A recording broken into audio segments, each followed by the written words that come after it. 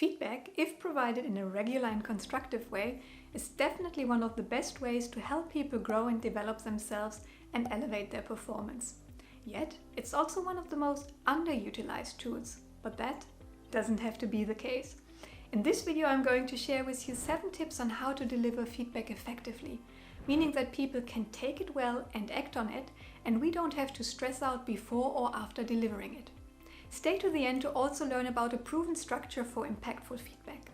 Welcome to the channel. My name is Sabine Renner. I'm an organizational psychologist, leadership and personal development coach and trainer, and researcher in the field of positive psychology. On this channel, you'll find proven and actionable tips, tools and strategies to empower aspiring leaders to take the lead and succeed at work and beyond. Imagine you embark on a journey to a place you've never been before.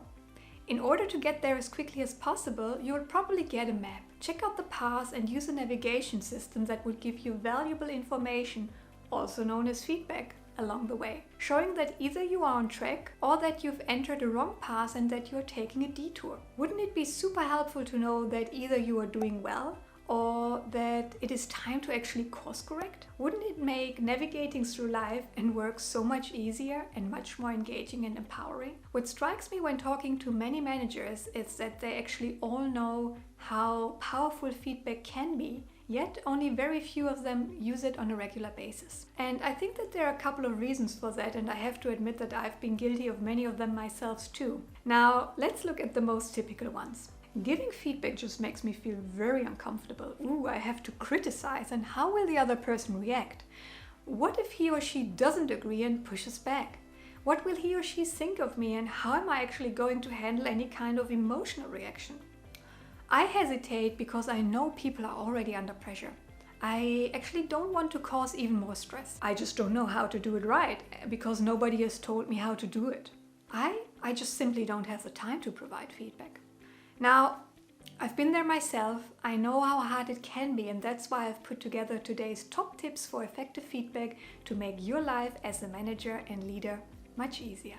Tip 1. Change perspective. I mentioned earlier on that many people shy away from feedback because they feel it's about criticizing somebody. I want to challenge that. What if feedback is not about criticizing somebody, but about providing constructive suggestions that come from a place of good intention, and that this intention is actually to help the other person to become better? What if we see feedback as a way to show that we care and that we want to be of service? Then giving feedback suddenly has a very different meaning, and it becomes much easier to embrace it. In particular, if we know how to do it well. But more about that a bit later. Tip 2. Do it frequently and focus on the positive too. I think one of the main reasons why giving feedback can feel super uncomfortable is that we oftentimes tend to wait for an official feedback round to happen. For example, at the end of a project or during a performance review. And what happens then is that one has accumulated a long list of things to comment on, which can be super overwhelming for the recipient and draining for us because we feel like we are being the super criticizer. All of that can easily be changed the moment we start to provide feedback regularly, shortly after an event has happened. And when I say after an event, I suggest to not only focus on negative events, but to also catch people when they are doing things right, when they excel, and to comment on that too. This way, feedback then becomes much more balanced and easier to deliver, and the recipient can actually follow through much quicker, which then typically also leads to much better performance levels. Tip 3. Don't sugarcoat, don't do the sandwich. Whatever you have to say it directly, and in a constructive and respectful way. Don't try to play things down by sugarcoating them. People may find it extremely challenging to read between the lines. Also, I highly recommend not to use the feedback sandwich, where you first comment on something good, you then add the critical part in the middle, and end on something positive again. And there are actually 2 reasons not to do so. People are either very likely to only get the positive and not at all understand the need to act on the negative part, or they might instead just zoom in on the negative and ignore the rest. Not an ideal situation for feedback to have the impact we hope for. Tip 4. Talk about a specific behavior and don't generalize. Now, this one is very important when it comes to providing feedback. You want to comment on a very, very specific behavior that you have observed in a very specific situation. When it comes to feedback, the more specific and related to concrete behavior, the better. Avoid any kind of generalizations that talk about the person and rather focus on his or her behavior. So instead of saying, oh, you're always or you never do, and then explain, say something along the lines of, in this specific situation, I saw you doing or saying the following instead. Feedback messages like this are typically much easier to digest and open up the space for a conversation to unfold. Tip 5. Use I messages. Talking about making feedback digestible, consider to use I messages. This is what I have observed, this is what it means to me, and this is why I am concerned. Using I means that you make a statement about your subjective perspective, not the carved into stone truth and reality. And that then gives the opportunity to the other person to add his or her perspective so that a dialogue can happen. Tip 6. Differentiate between intention, impact, and perception. I personally believe that the very far majority of people come to work with a good intention. They don't seek opportunities to mess things up. They want to deliver and grow and develop themselves.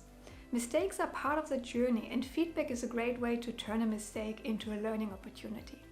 Now, what helps in this regard is to start a feedback conversation based on the assumption that the other person most likely came from a place of good intention, but that the intention did not lead to the right impact. So it's very important for us to understand that the intention and impact might be very different, and to then keep in mind that our personal perception of the impact is very subjective too. That makes it a lot easier to remain open-minded and curious and to better understand the other person. Tip 7. Make it a solution-oriented, two-way communication. Feedback is not meant to be a monologue. It's an opportunity for two people to debrief a situation, understand each other's perspective and intentions, and to agree on a path forward. Now, for this to happen, a conversation needs to take place on a level playing field and on the basis of trust and curiosity. So say what you have to say and then ask questions. Allow the feedback recipient to comment and explain his or her point of view and the underlying reasons. This information will then be super helpful to look into and define joint solutions and to move forward. And now, lastly, let's put these tips into an easy to follow through structure that you can use in any setting, at work as well as in your personal life, to deliver feedback well. Here it is. Step 1, which is the intro. Do a quick check-in to say hello and to find out whether this is actually the right time to touch base with the person and to have a conversation. Step 2, provide context. Here you make reference to a specific situation. Step 3, now talk about the behavior and outline what the person did and or said. Step 4, impact. Share what the impact of that behavior or what has been said was and how it affected you, the team, the organization. Step 5, check in. Remember, it's supposed to be a conversation, so check in with the other person and give him or her the opportunity to comment. Step 6, way forward. Explain what you would like to see in the future. And then, step 7, alignment. Agree on the next action steps and the way forward. Let's look into a concrete example. Imagine the following situation. You're the team leader for a team of 10 sales representatives. You have a weekly team meeting at 9 o'clock on Monday. Paul is one of your most experienced sales reps. He's leading a very important project for the team on which he's supposed to provide weekly updates. Paul has been late by 30 minutes in each of the last 2 meetings. You want to check in and provide some feedback. Paul, is this a good time to talk? I would like to touch base and check in with you regarding your attendance at the last 2 team meetings. Paul, in these 2 last team meetings, I noticed that you arrived 30 minutes late without any advance notice. Now, as a consequence of your late arrival, we could actually not cover all the topics as initially planned during the allocated time, and the meeting went much longer than planned. 2 colleagues had to leave because of urgent client appointments, so we could not fully inform them about the project update and didn't really reach an alignment on the next step. Now, this is a concern to me as reliability and team alignment are both very important to me. Please, Paul, help me to better understand